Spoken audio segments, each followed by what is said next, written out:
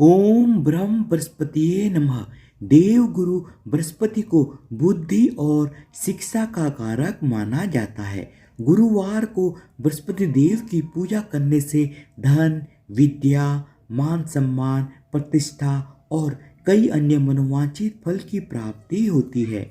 धार्मिक ग्रंथों के अनुसार गुरुवार को भगवान बृहस्पति की पूजा का विधान है। गुरुवार के दिन व्रत रखने और कथा सुनने से घर परिवार में सुख समृद्धि बनी रहती है।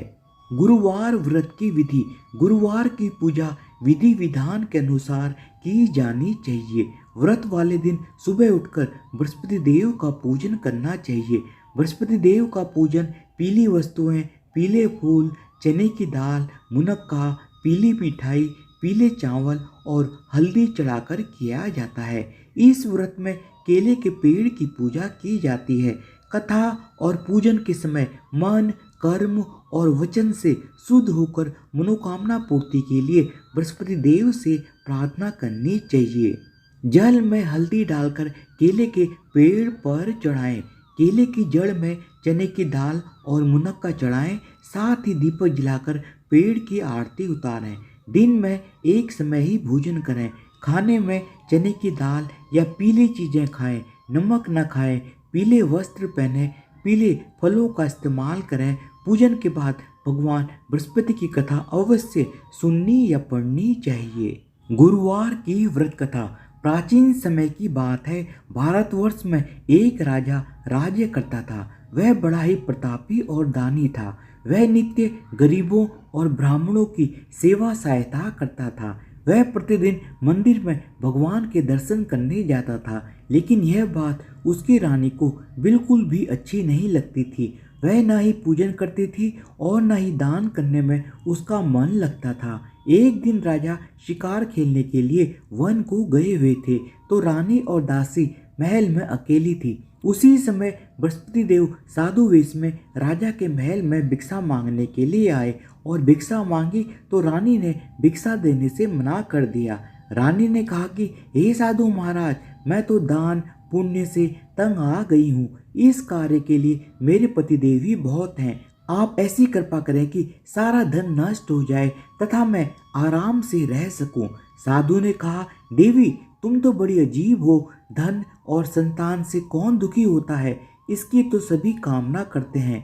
पापी भी पुत्र और धन की इच्छा करते हैं। अगर तुम्हारे पास अधिक धन है तो भूखे मनुष्यों को भोजन कराओ, प्याऊ लगवाओ, ब्राह्मणों को दान दो, कुआं, तालाब, बावड़ी, बाग बगीचे आदि का निर्माण कराओ, मंदिर, पाठशाला, धर्मशाला बनवाकर दान दो, निर्धनों की कुंवारी कन्याओं का विवाह कराओ, साथ ही यज्ञ आदि कर्म करो और अपने धन को शुभ कार्यों में खर्च करो।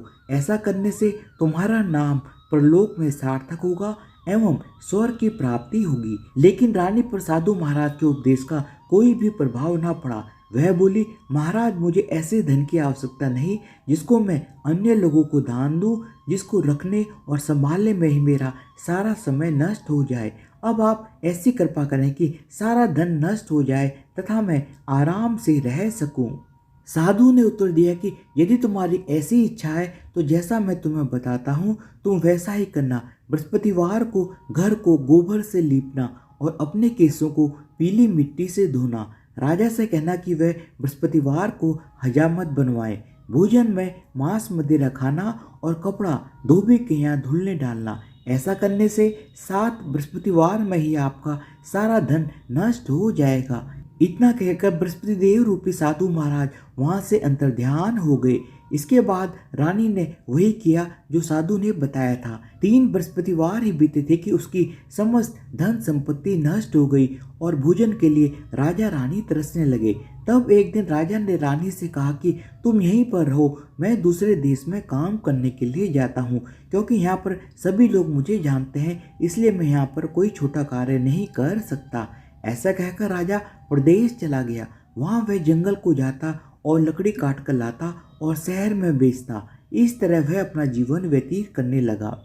इधर राजा के बिना रानी और दासी दुखी रहने लगी। किसी दिन भोजन मिलता और किसी दिन जल पीकर ही रह जाती। एक समय जब रानी और दासी को 7 दिन तक बिना भोजन के रहना पड़ा तो रानी ने अपनी दासी से कहा, हे दासी, पास ही के नगर में मेरी बहन रहती है, वह बड़ी ही धनवान है। तू उसके पास जा और थोड़ा बहुत अनाज लेकर आ जा ताकि थोड़ी बहुत गुजर बसर हो जाए। दासी रानी की बहन के पास गई। उस दिन बृहस्पतिवार था। रानी की बहन उस समय बृहस्पतिवार की कथा सुन रही थी। दासी ने रानी की बहन को अपनी रानी का संदेश दिया, लेकिन रानी की बहन ने कोई उत्तर नहीं दिया। जब दासी को रानी की बहन से कोई उत्तर नहीं मिला तो वह बहुत ही ज़्यादा दुखी हुई। उसे क्रोध भी आया। दासी ने वापस आकर रानी को सारी बात बता दी। सुनकर रानी ने कहा कि दासी, इसमें उसका कोई भी दोष नहीं है। जब बुरे दिन आते हैं तो कोई भी सहारा नहीं रहता। अच्छे बुरे का पता विपत्ति में ही लगता है। ईश्वर की जो इच्छा होगी वही होगा। यह सब हमारे भाग्य का दोष है। यह सब कहकर रानी ने अपने भाग्य को कोसा। उधर रानी की बहन ने सोचा कि मेरी बहन की दासी आई थी, लेकिन मैं उससे नहीं बोली, इससे वह बहुत दुखी हुई होगी। कथा सुनकर और पूजन समाप्त करके वह अपनी बहन के घर आई और कहने लगी, हे बहन, मैं बृहस्पतिवार का व्रत कर रही थी। तुम्हारी दासी मेरे पास आई थी, लेकिन जब तक कथा होती है तब तक ना तो उठते हैं और ना ही बोलते हैं, इसलिए मैं नहीं बोली। बताओ दासी क्यों आई थी मेरे पास? रानी बोली, बहन, तुमसे मैं क्या छिपाऊं, हमारे घर में खाने तक को अनाज नहीं है। ऐसा कहते कहते रानी की आंखें भर आई। उसने दासी समेत पिछले 7 दिन से भूखा रहने की सारी बात अपनी बहन को बता दी। इसलिए मैंने दासी को तुम्हारे पास थोड़ा बहुत अनाज लेने के लिए भेजा था। रानी की बहन बोली, देखो बहन, बृहस्पति देव सबकी मनोकामना पूर्ण करते हैं। देखो, शायद तुम्हारे घर में भी अनाज रखा हो। पहले तो रानी को विश्वास नहीं हुआ, परंतु बहन के बार बार आग्रह करने पर उसने दासी को अंदर कमरे में भेजा।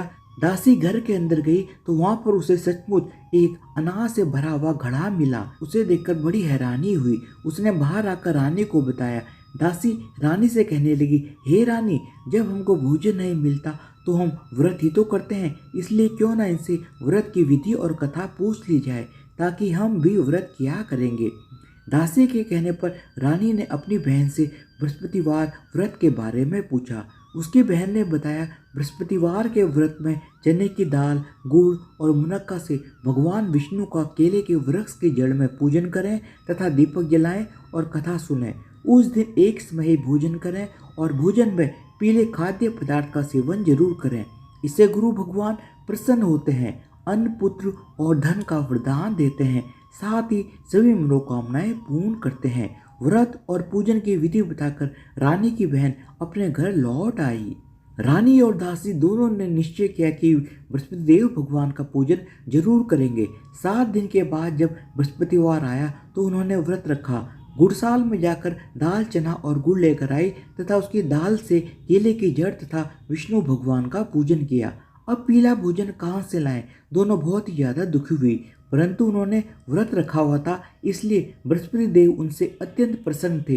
वह एक साधारण व्यक्ति के रूप में 2 थालों में पीला भोजन लेकर आए और दासी को देकर बोले, हे दासी, यह भोजन तुम्हारे और तुम्हारी रानी के लिए है, इसे तुम दोनों ग्रहण करना। दासी भोजन पाकर बहुत ही ज्यादा प्रसन्न हुई। उसने रानी से कहा कि चलो रानी जी, भोजन कर लो, परंतु रानी को भोजन के आने के बारे में कुछ भी पता नहीं था, इसलिए उसने कहा कि जा तू ही भोजन कर, क्योंकि तू व्यर्थ में हमारी हंसी उड़ाती है। तब दासी ने कहा, एक व्यक्ति भोजन देकर गया है। तब रानी ने कहा कि वह व्यक्ति तेरे लिए ही भोजन देकर गया होगा, तू ही भोजन कर। तब दासी ने कहा कि वह व्यक्ति हम दोनों के लिए 2 थालों में सुंदर पीला भोजन देकर गया है, इसलिए मैं और आप दोनों साथ साथ भोजन ग्रहण करेंगे। यह सुनकर रानी बहुत ही ज्यादा प्रसन्न हुई और दोनों ने गुरु भगवान को नमस्कार कर भोजन ग्रहण किया। उसके बाद से वे प्रत्येक बृहस्पतिवार को गुरु भगवान का व्रत और पूजन करने लगी। बृहस्पति भगवान की कृपा से उनके पास फिर से धन संपत्ति आ गई, लेकिन रानी फिर पहले की तरह ही आलस्य करने लगी। तब दासी बोली, देखो रानी, तुम पहले भी इस प्रकार आलस्य करती थी, तुम्हें धन को रखने में कष्ट होता था, इस कारण सभी धन नष्ट हो गया, और अब जब दोबारा गुरु भगवान की कृपा से धन मिला है तो तुम्हें फिर से आलस्य होता है। बड़ी मुसीबतों के बाद हमने यह धन पाया है, इसलिए हमें दान पुण्य करना चाहिए। तुम्हें भूखे मनुष्य को भोजन कराना चाहिए, प्याऊ लगवाने चाहिए, ब्राह्मणों को दान देना चाहिए, कुआं, तालाब, बावड़ी और बाग बगीचे इत्यादि का निर्माण कराना चाहिए, मंदिर, पाठशाला और धर्मशाला बनवाकर दान देना चाहिए, निर्धनों की कुंवारी कन्याओं को विवाह कराना चाहिए, साथ ही यज्ञ आदि कर्म करने चाहिए और अपने धन को शुभ कार्यों में खर्च करना चाहिए, जिससे तुम्हारे कुल का यश बढ़ेगा और स्वर्ग की प्राप्ति होगी और पितृ प्रसन्न होंगे। दासी की बात मानकर रानी शुभ कार्य करने लगी, उसका यश फैलने लगा। एक दिन रानी और दासी आपस में विचार करने लगी कि न जाने राजा किस दशा में होंगे, उनकी कोई खोज खबर भी नहीं है। उन्होंने श्रद्धापूर्वक बृहस्पति भगवान से प्रार्थना की कि राजा जहाँ कहीं भी हो शीघ्र ही वापस आ जाएं। उसी रात को बृहस्पति देव ने राजा को सपने में आकर कहा, हे राजा उठ, तेरी रानी तुझको याद करती है, अपने देश को लौट जा। राजा प्रातःकाल उठा और जंगल से लकड़ी काटने के लिए जंगल की ओर चल पड़ा। जंगल से गुजरते हुए विचार करने लगा कि रानी की गलती से उसे कितने दुख भोगने पड़े। राजपाट छोड़कर जंगल में आकर रहना पड़ा और जंगल से लकड़ी काटकर शहर में बेचकर गुजारा करना पड़ा और अपनी दशा को याद करके व्याकुल होने लगा। उसी समय राजा के पास बृहस्पति देव साधु के वेश में आकर बोले, हे लकड़हारे, तुम इस सुनसान जंगल में किस चिंता में बैठे हो, मुझे बतलाओ। यह सुनकर राजा के नेत्रों में जल भर आया। साधु की वंदना कर राजा ने अपनी संपूर्ण कहानी सुना दी। महात्मा दयालु होते हैं। वे राजा से बोले, हे राजा, तुम्हारी पत्नी ने बृहस्पति देव के प्रति अपराध किया था, जिसके कारण तुम्हारी यह दशा हुई है। तुम अब चिंता मत करो, भगवान तुम्हें पहले से अधिक धन देंगे। देखो, तुम्हारी पत्नी ने बृहस्पतिवार का व्रत करना शुरू कर दिया है। अब तुम भी बृहस्पतिवार के व्रत में चने की दाल, गुड़ और मुनक्का से भगवान विष्णु का केले के वृक्ष की जड़ में पूजन करो तथा दीपक जलाकर कथा सुनो। उस दिन एक समय ही भोजन करना, लेकिन भोजन में पीले खाद्य पदार्थ का सेवन जरूर करना। भगवान तुम्हारी सब कामनाओं को पूर्ण करेंगे। साधु की बात सुनकर राजा बोला, हे प्रभु, लकड़ी बेचकर तो इतना पैसा भी नहीं बचता जिससे भोजन के उपरांत कुछ बचा सकूं। मैंने रात्रि में अपनी रानी को व्याकुल देखा है। मेरे पास कोई साधन नहीं जिससे उसका समाचार जान सकूं। फिर मैं कौन सी कथा खाऊं, यह भी मुझे मालूम नहीं है। साधु ने कहा, हे राजा, मन में बृहस्पति भगवान के पूजन व्रत का निश्चय करो, वे स्वयं तुम्हारे लिए कोई राह बना देंगे। बृहस्पतिवार के दिन तुम रोजाना की तरह लकड़ियां लेकर शहर में जाना। तुम्हें रोज से दुगना धन मिलेगा, जिससे तुम भली भांति भोजन कर लोगे तथा बृहस्पति देव की पूजा का सम्मान भी आ जाएगा। राजा ने ऐसा ही किया और उसको मनोवांछित फल की प्राप्ति हो गई। कुछ समय के पश्चात राजा भी रानी के पास वापस आ गया और दोनों मिलकर नियमित रूप से बृहस्पति देव की पूजा करने लगे।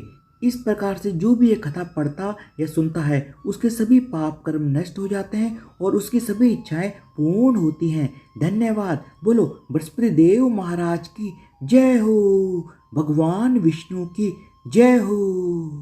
ओम जय बृहस्पति देवा, स्वामी जय बृहस्पति देवा। छिन छिन भोग लगाओ, छिन छिन भोग लगाओ, कदली फल मेवा। ओम जय बृहस्पति देवा। तुम पूर्ण परमात्मा, तुम अंतर्यामी, स्वामी तुम अंतर्यामी। जगत पिता जगदीश्वर, जगत पिता जगदीश्वर, तुम सबके स्वामी। ओम जय बृहस्पति देवा। चरणामृत निज निर्मल, सब पातक हरता, स्वामी सब पातक हरता। सकल मनोरथ दायक, सकल मनोरथ दायक, कृपा करो भरता। ओम जय बृहस्पति देवा। तन मन धन अर्पण कर जो जन शरण पड़े। स्वामी जो जन शरण पड़े, प्रभु प्रकट तब हो कर, प्रभु प्रकट तब हो कर आकर द्वार खड़े। ओम जय बृहस्पति देवा। दीन दयाल दयानिधि भक्तन हितकारी, स्वामी भक्तन हितकारी। पाप दोष सब हरता, पाप दोष सब हरता, भव बंधन हारी। ओम जय बृहस्पति देवा। सकल मनोरथ दायक सब संशय हारी, स्वामी सब संशय हारी। विषय विकार मिटाओ, विषय विकार मिटाओ, संतन सुखकारी। ओम जय बृहस्पति देवा। जो कोई आरती तेरी प्रेम सहित गावे, स्वामी प्रेम सहित गावे। ज्येष्ठानंद आनंद कर, ज्येष्ठानंद आनंद कर, सो निश्चय पावे। ओम जय बृहस्पति देवा। स्वामी जय बृहस्पति देवा। ओम जय बृहस्पति देवा। स्वामी जय बृहस्पति देवा।